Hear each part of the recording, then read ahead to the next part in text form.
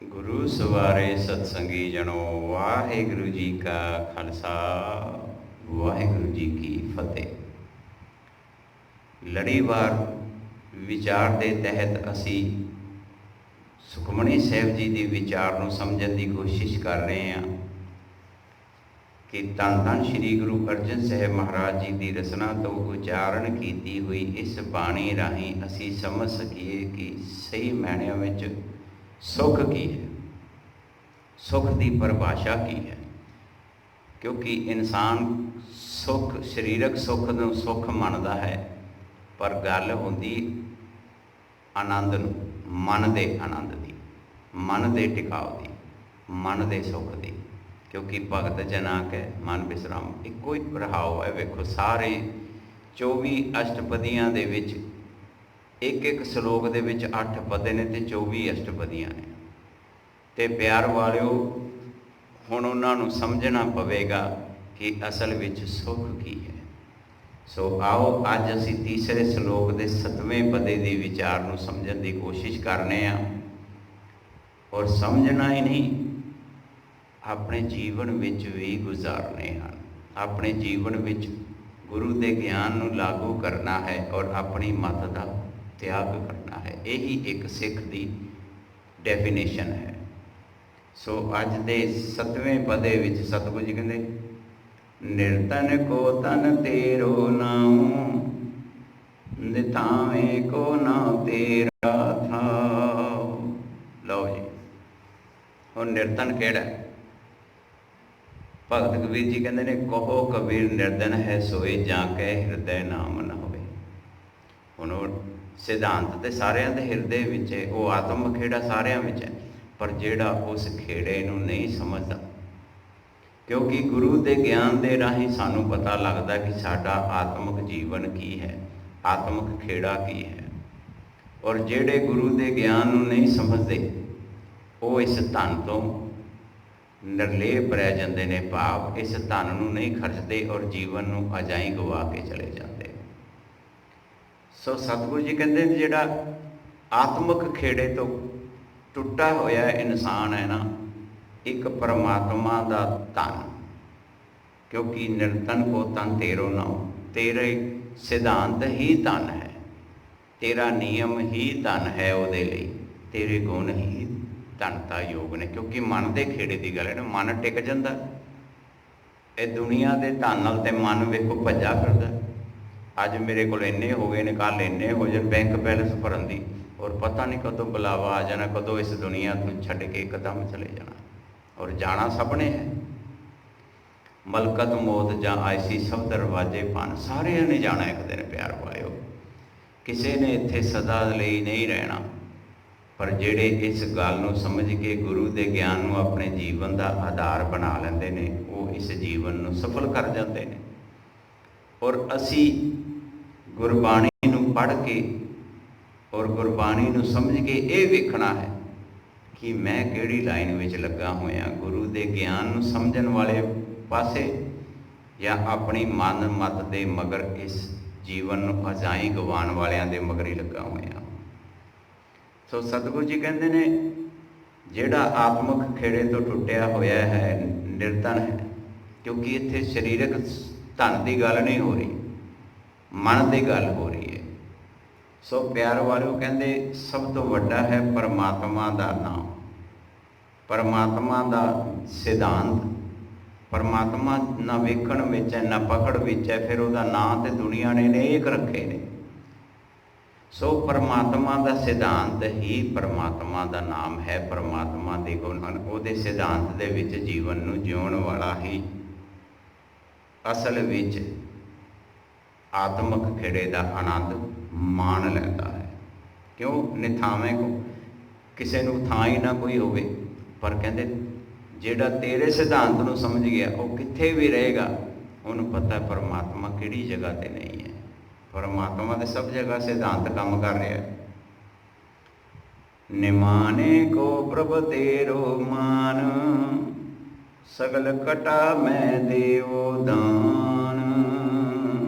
लो जी निमाने जिन्हों कोई मान नहीं, ਉਹ ਨਹੀਂ ਹੁਣ ਆਤਮਕ ਸਰੀਰਕ ਮਾਨ ਨੂੰ ਮਾਨ ਨਹੀਂ ਮੰਨਦਾ।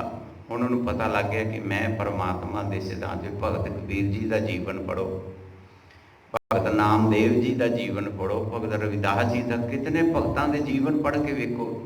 ਦੁਨੀਆ ਉਹਨਾਂ ਨੂੰ ਮਾਨ ਨਹੀਂ ਦਿੰਦੀ ਪੈਸੇ ਵਾਲੇ, ਪਰ ਉਹ ਆਤਮਕ ਖੇੜੇ ਦੇ ਵਿੱਚ, ਕਿਉਂਕਿ ਉਹਨਾਂ ਨੂੰ ਪਰਮਾਤਮਾ ਦੇ ਸਿਧਾਂਤ ਦੀ ਸਮਝ ਲੱਗ ਗਈ, ਪਰਮਾਤਮਾ ਦੇ ਗੁਣਾਂ ਦੀ ਸਮਝ ਲੱਗ ਗਈ, ਔਰ ਪਰਮਾਤਮਾ ਦੇ ਗੁਣਾਂ ਵਿੱਚ ਜੀਵਨ ਨੂੰ ਜਿਉਂ ਰਹੇ ਨੇ।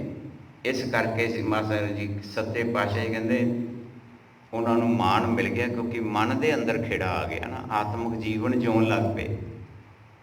ਸਗਲ ਘਟਾ ਮੈਂ ਦੇਵੋ ਦਾਨ। ਉਹਨਾਂ ਨੂੰ ਪਤਾ ਕਿ ਹਰ ਸ੍ਰਿਸ਼ਟੀ, ਜਿੰਨੀ ਵੀ ਸ੍ਰਿਸ਼ਟੀ ਹੈ ਉਹ ਪਰਮਾਤਮਾ ਦੇ ਗੁਣਾਂ ਦੇ ਵਿੱਚ ਹੈ। ਸੂਰਜ ਚੜ੍ਹ ਰਿਹਾ, ਵੇਖੋ ਮਾਣ ਮਿਲ ਰਿਹਾ, ਰਾਤ ਹੋ ਰਹੀ ਹੈ, ਦਿਨ ਹੋ ਰਿਹਾ, ਪਰਮਾਤਮਾ ਦੇ ਸਿਧਾਂਤ ਵਿੱਚ ਹੈ ਨਾ। ਸੋ ਉਹਨਾਂ ਨੂੰ ਹੁਣ ਸਭ ਕੁਝ ਸਮਝ ਆ ਗਈ ਕਿ ਕਰਨ ਕਰਾਵਨ ਹਾਰ ਸੁਆਮੀ, ਸਗਲ ਘਟਾ ਕੇ ਅੰਤਰ ਜਾਮੀ। ਕਿ ਕਰਨ ਵਾਲਾ ਤੇ ਪਰਮਾਤਮਾ ਦਾ ਸਿਧਾਂਤ ਹੈ। ਪਰਮਾਤਮਾ ਦੇ ਸਿਧਾਂਤ ਵਿੱਚ ਆਤਮਿਕ ਖੇੜਾ ਨਹੀਂ ਘੁਸਦਾ। ਮਨ ਆਪਣੀ ਰੂਹਾਨੀਅਤ ਜੀਵਨ ਨੂੰ ਨਹੀਂ ਗਵਾਉਂਦਾ, ਮਨ ਆਪਣੇ ਆਤਮਿਕ ਖੇੜੇ ਤੋਂ ਨਹੀਂ ਟੁੱਟਦਾ, ਕਿਉਂਕਿ ਹੁਣ ਉਹਨਾਂ ਨੂੰ ਸਮਝ ਆ ਗਈ ਸਗਲ ਘਟਾ ਕੇ ਅੰਤਰ ਜਾਮੀ, ਕਿ ਪਰਮਾਤਮਾ ਤੇ ਸਾਰਿਆਂ ਦੇ ਹਿਰਦੇ ਵਿੱਚ ਬੈਠਾ ਤੇ ਸਾਰਿਆਂ ਦੀ ਜਾਣਦਾ। ਪਰਮਾਤਮਾ ਦੇ ਸਿਧਾਂਤ ਵਿੱਚ ਹੀ ਤੇ ਸਾਰੇ ਕਾਰਜ ਹੋ ਰਹੇ ਨੇ ਨਾ, ਪਰਮਾਤਮਾ ਦੇ ਨਿਯਮ ਵਿੱਚ ਸਾਰੇ ਕਾਰਜ ਹੋ ਰਹੇ ਨੇ। ਪਰਮਾਤਮਾ ਦੇ ਗੁਣਾਂ ਵਿੱਚ ਜਿਉਣ ਵਾਲੇ ਨੂੰ ਇਹ ਸਮਝ ਆ ਜਾਂਦੀ ਹੈ, ਔਰ ਉਹ ਆਪਣੇ ਆਤਮਿਕ ਖੇੜੇ ਨੂੰ, ਕਿਉਂਕਿ ਮਨ ਟਿਕ ਗਿਆ ਨਾ, ਮਨ ਵਿਸ਼ਰਾਮ, ਕਿਉਂਕਿ ਬਹੁਤ ਸ਼ਾਸਤਰ ਬਹੁਤ ਸਿਮਰਤੀ ਪੇਖੇ। ਹੁਣ ਤੀਸਰਾ ਸ਼ਲੋਕ ਤੇ ਕਹਿੰਦਾ ਨਾ, ਪਰ ਸਤਿਗੁਰੂ ਜੀ ਕਹਿੰਦੇ ਨੇ ਕਾਜੀ ਮੁੱਲਾ ਜੋ ਲਿਖਦੀ ਆ, ਛਾੜ ਚਲੇ ਹਮ ਕਛੂ ਨ ਲਿਆ।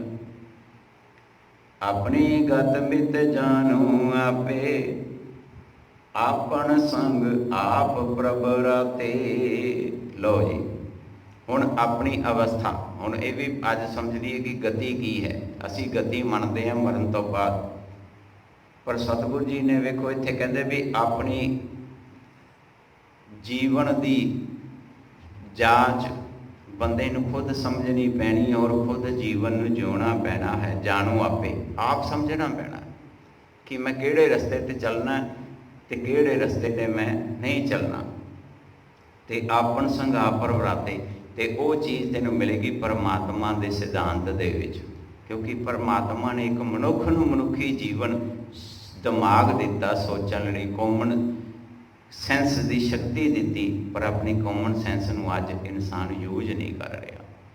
ਆਪਣੀ ਕਾਮਨ ਸੈਂਸ ਤੋਂ ਕੰਮ ਨਹੀਂ ਲੈ ਰਿਹਾ, ਆਪਣੇ ਦਿਮਾਗ ਤੋਂ ਕੰਮ ਨਹੀਂ ਲੈ ਰਿਹਾ, ਬਲਕਿ ਵੇਖੋ ਦੁਨਿਆਵੀ ਕੰਮ ਅਸੀਂ ਪੂਰੇ ਦਿਮਾਗ ਨਾਲ ਕਰਦੇ ਹਾਂ, ਸੋਚ ਸਮਝ ਕੇ ਕਰਦੇ ਹਾਂ, ਪਰ ਰੱਬ ਦੇ ਨਾਂ ਦੇ ਉੱਤੇ, ਪਰਮਾਤਮਾ ਦੇ ਸਿਧਾਂਤ ਦੇ ਵਿੱਚੋਂ ਅਸੀਂ ਟੁੱਟ ਜਾਂਦੇ ਹਾਂ, ਕਿਉਂਕਿ ਪਰਮਾਤਮਾ ਦੇ ਨਾਂ ਤੋਂ ਸਾਨੂੰ ਲੁੱਟਣ ਵਾਲੇ ਮਿੰਟਾਂ ਵਿੱਚ ਲੁੱਟ ਕੇ ਲੈ ਜਾਣਗੇ, ਕਿਉਂਕਿ ਅਸੀਂ ਆਪਣੀ ਕਾਮਨ ਸੈਂਸ ਨੂੰ ਗਵਾ ਲੈਂਦੇ ਹਾਂ।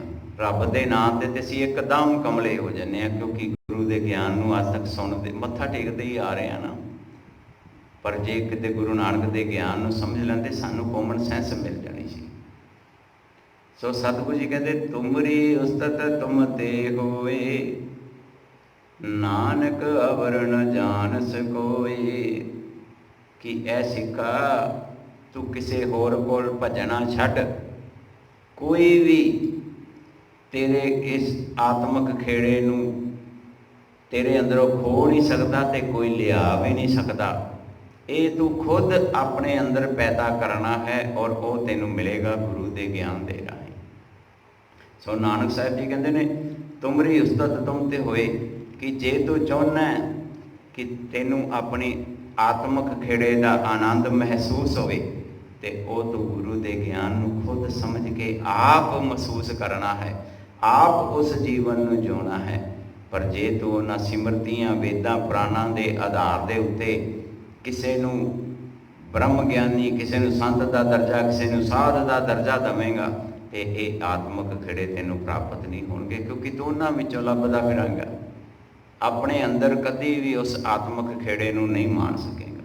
ਸੋ ਅੱਜ ਦੇ 7वें श्लोक विच गुरु नानक साहब जी ने समझाता कि हर इंसान नूं खुद परमात्मा नूं समझना पवेगा और परमात्मा के सिद्धांत नूं समझ के खुद जीवन नूं जिउना पवेगा, तां ही इस आत्मक खेड़े नूं मान सकता है। वाहिगुरू जी का खालसा, वाहिगुरू जी